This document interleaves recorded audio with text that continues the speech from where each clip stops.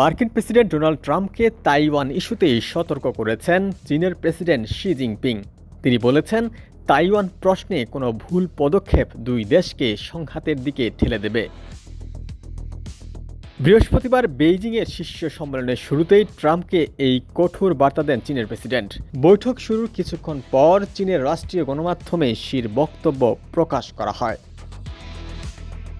প্রায় 2 ঘন্টা 15 মিনিট স্থায়ী হওয়া বৈঠকে শি আরও বলেছেন, যদি এই বিষয়টি ভুলভাবে মোকাবিলা করা হয় তবে দুই দেশ একে অপরের সঙ্গে সংঘর্ষে লিপ্ত হতে পারে। এটি চীন যুক্তরাষ্ট্রের সম্পর্ককে অত্যন্ত বিপজ্জনক পরিস্থিতির দিকে ঠেলে দেবে। তাইওয়ানকে চীন নিজেদের ভূখণ্ড বলে দাবি করে। প্রেসিডেন্ট শি একাধিকবার প্রকাশ্যে দ্বীপটিকে চীনের ভূখণ্ডের সঙ্গে একীভূত করার বিষয়ে বক্তব্য দিয়েছেন। অপরদিকে সম্প্রতি তাইওয়ানের কাছে বড় অঙ্কের অস্ত্র বিক্রির অনুমোদন দিয়েছে যুক্তরাষ্ট্র, জানিয়ে এর আগে ওয়াশিংটনের সঙ্গে বেইজিংয়ের উত্তপ্ত বাক্য বিনিময় হয়েছে।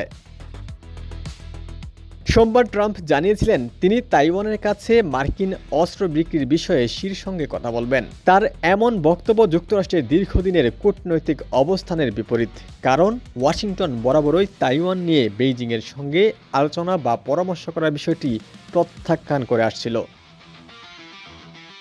চীন সফরে গিয়ে শির ভূয়সী প্রশংসা করেছেন ট্রাম্প।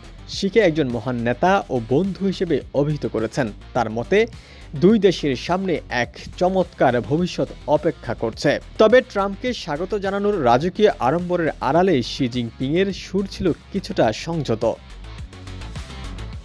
গত এক দশকের মধ্যে কোনো মার্কিন প্রেসিডেন্টের এটিই প্রথম বেইজিং সফর। যদিও ট্রাম্পকে বর্ণাঢ্য সংবর্ধনা দেওয়া হয়েছে, তবে এর নৈপথ্যে দুই দেশের মধ্যে অমীমাংসিত বাণিজ্য ও ভূরাজনৈতিক উত্তেজনা রয়েই গেছে। ডেস্ক রিপোর্ট, সমকাল।